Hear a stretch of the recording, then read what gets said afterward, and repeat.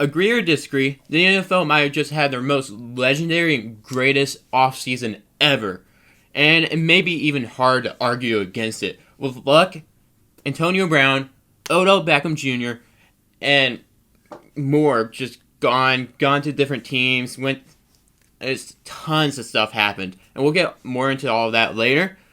And why I'm arguing with this. Also, this is including preseason moves, just so you know, because it's still kind of like offseason. But let's get right into it with this first big move, which was Le'Veon Bell to the Jets.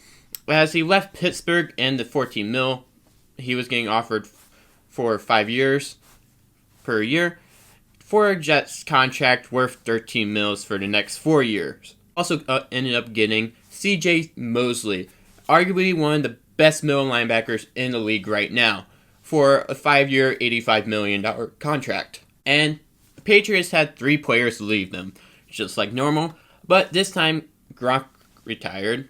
Of course, everybody knew that. At age 29, he had countless injuries and was only 8 years into the league and will be greatly missed, unless, of course, he makes a comeback, which everybody thinks he will. Then Trey Flowers went from New England to Detroit, following his coach from New England, and he cashed out with his former defensive coordinator coach, ended up getting a $90 million contract for over the next 5 years. Then Trent Brown, their left tackle, went to the Raiders, where he's now playing right tackle, but he didn't go to the same team as Trey Flowers went, as he did go to the Raiders, and they were paying him $66 million to be their franchise right tackle for the next 4 years. But then the Patriots also got some back with a Michael Bennett trade with the Eagles for only a 2020 fifth-round pick. And then the most recent quarterback to beat Tom Brady and Nick Foles went from the Philadelphia Eagles to the Jacksonville Jaguars, as the Super Bowl MVP winner went to Jacksonville for $22 million a year for the next 4 years. And as you all know, he's already hurt. So good job, Jacksonville. But it looks like you might have found your franchise QB in Gardner Minshew anyways. Then the Packers brought in 3 defensive presence. And Darius Smith, as he's on a 4-year, $66 million contract. And the other Smith, Preston Smith, on a 4-year, $52 million contract. So they've got the Killer Smith linebacker combo, which will be deadly, but they also added a safety from their rivals, the Chicago Bears, and Adrian Amos, for a 4-year contract for $37 million. And the Bears signed former Packer, Quentin Dix, but he was also got traded from the Packers to the Redskins during the middle season last year, but he got signed on a 1-year deal worth $3.2 million. And sticking on safeties, the Ravens signed Earl Thomas, the biggest safety of them all, even though he hasn't done as much this year as usual, but he's still one of the best in the league. And he got signed for a 4-year deal worth $55 million. And they also signed Mark Ingram from the Saints, as he signed for a 3-year deal worth $15 million. Then sticking with running backs, the 49ers signed Tevin Coleman, as they added another above-average unproven running back to their core for 2 years and a $10 million contract. Then the Indianapolis Colts signed Justin Houston, as they actually did something with their crazy cap this offseason, as they signed Justin Houston for $24 million on a 2-year deal. Then the Saints got Jared Cook from the Raiders, a top 5 tight end in the league, on a 2-year, $15 million contract deal. Then Landon Collins went from New York to the rival Redskins. No one understands why New York didn't keep him, but he's a Redskin now, as he's getting paid way too much, and $84 million over the next 6 years, but at least Washington has their safety position locked. Then Odell Beckham Jr. got traded from New York to the Cleveland Browns. So New York just went queer haywire there.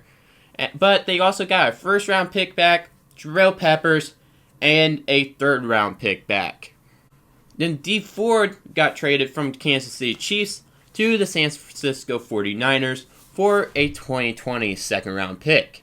Then Frank Clark got traded from Seattle to Kansas City for a 2019 first round pick, a 2020 second round pick, and a third round swap pick. Also, the Cardinals drafted Kyler Murray with their first overall pick and traded their quarterback pick in the first round from last year, Josh Rosen, to Miami Dolphins for a 2019 second round draft pick. And of course, the biggest news in sports history, which came in the preseason at week 3 or week 2, was Andrew Luck retiring at age 29. But all in all, we have to respect his decision because of his injury history, and it honestly just shocked everyone that he retired. Then Clowney got traded as the number 1 pick in the 2014 draft, got traded from the Texans to the Seahawks for a third round pick and 2 no-name players. Then Laremy Tunsil got traded from Miami Dolphins to the Houston Texans, as Kenny Stills was also in the deal with Laremy Tunsil, as Miami ended up getting 2020 first round pick and the 2021 first round pick from Houston's, and they also ended up getting a second round pick for the 2020 draft and position players.